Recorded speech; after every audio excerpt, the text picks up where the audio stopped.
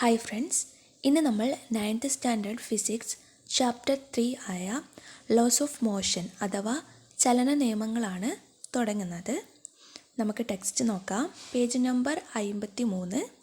ആദ്യം തന്നെ ഒരു പിക്ചർ കൊടുത്തിട്ടുണ്ട് അല്ലേ? അതിൽ നോക്കിയാൽ various situations associated with motion are depicted in the above picture. Look at a child catching the cricket ball. While catching the ball, why did the child move his hand backwards along with the ball? First ഒരു question ചോദിച്ചിട്ടുണ്ട്. എന്താണ് question?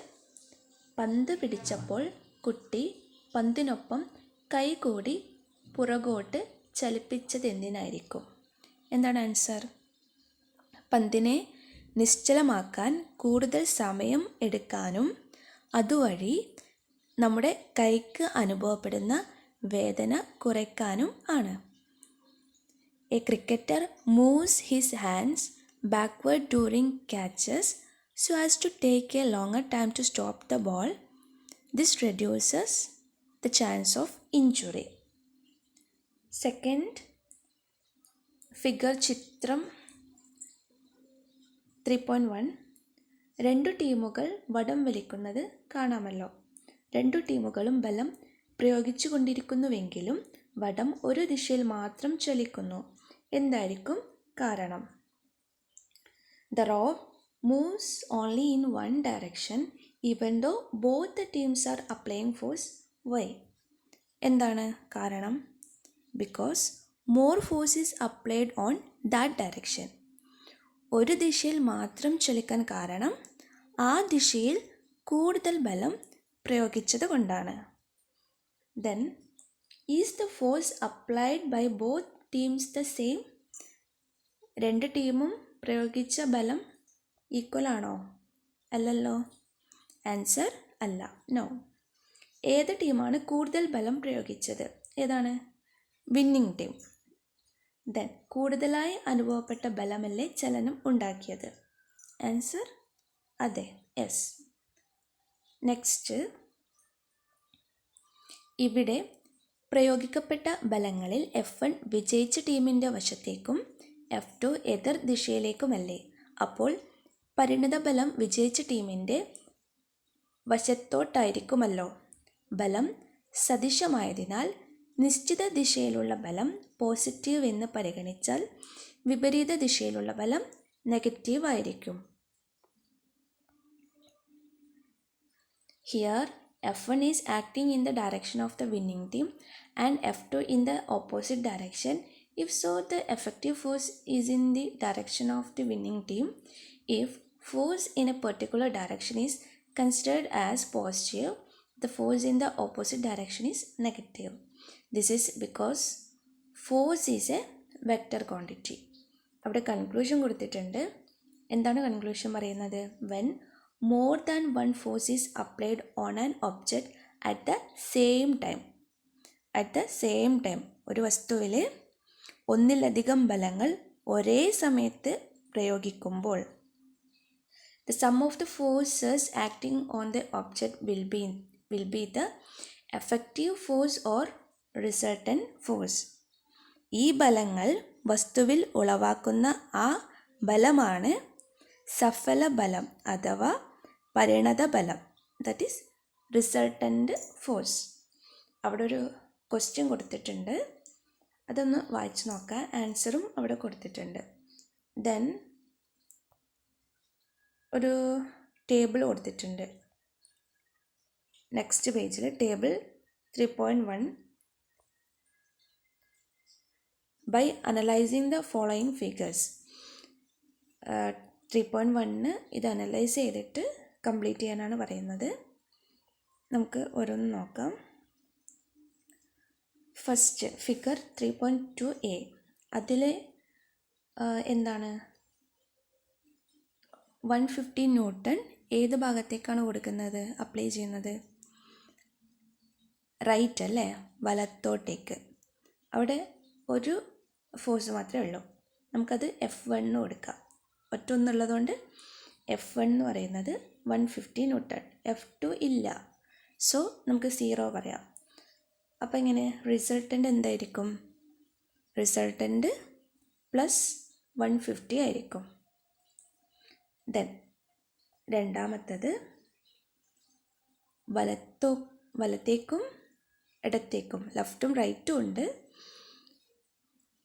ലെഫ്റ്റിലേക്ക് തുല്യമാണോ? രണ്ടും തുല്യമാണല്ലേ. 150 തന്നെയാണ് രണ്ട് ഭാഗത്തേക്കും കൊടുക്കുന്നത്.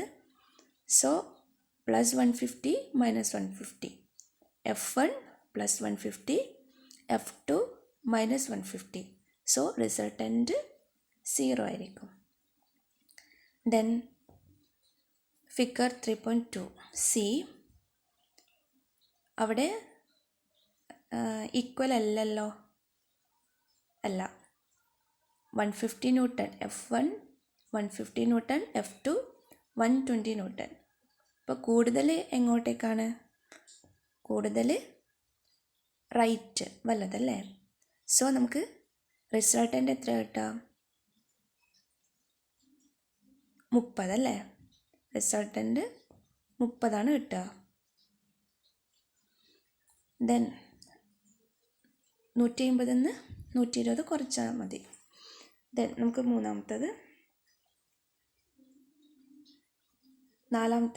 നാലാമത്തെ ഫിഗർ 3.2 ഡി. അതിൽ ഏത് ഭാഗത്തേക്കാണ് ഫോഴ്സ് ഉള്ളത്? കൊടുക്കുന്നത് എങ്ങോട്ടേക്കാണ് കൊടുക്കുന്നത്? ലെഫ്റ്റ് അല്ലേ, ഇടത്. സോ റൈറ്റ് സൈഡിലേക്കില്ല. അപ്പോൾ നമുക്ക് F1 0 എന്നും F2 മൈനസ് 300 എന്നും എടുക്കാം. സോ നമുക്ക് റിസൾട്ടൻ്റ് എന്ത് കിട്ടും? ഒന്ന് മാത്രമല്ലേ ഉള്ളൂ, അത് നമുക്ക് മൈനസ് 300 എന്ന് കിട്ടും. ദെൻ അഞ്ചാമത്തത് ഫിഗർ 3.2 ഇ. നേരത്തെ പോലെ തന്നെയാണ്. ഏത് ഭാഗത്തേക്കാണ്? ലെഫ്റ്റ് സൈഡിലേക്ക് ആണ് ഉള്ളതല്ലേ, 200 ന്യൂട്ടൺ. സോ നമുക്ക് F1 ഇല്ല, F1 0, F2 മൈനസ് 200. നമ്മൾ നോക്കുന്നത് F1 ഏത് ഭാഗത്തേക്കാണ്? റൈറ്റ് സൈഡിലേക്ക്. F1 റൈറ്റ് സൈഡിലേക്കും F2 ലെഫ്റ്റ് സൈഡിലേക്കാണ് നോക്കുന്നത്. അങ്ങനെയാണ് ഇത് പറയുന്നത്.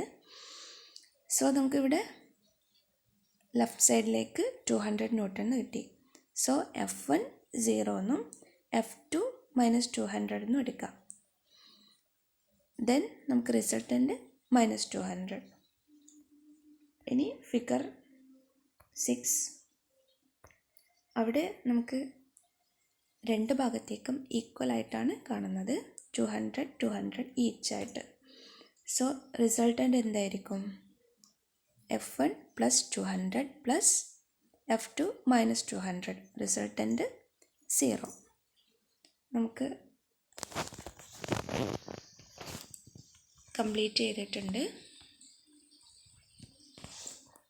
Force F1, force F2 in newton, resultant force in newton.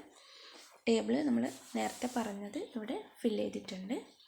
Then question, in which of these situations is the resultant force 0?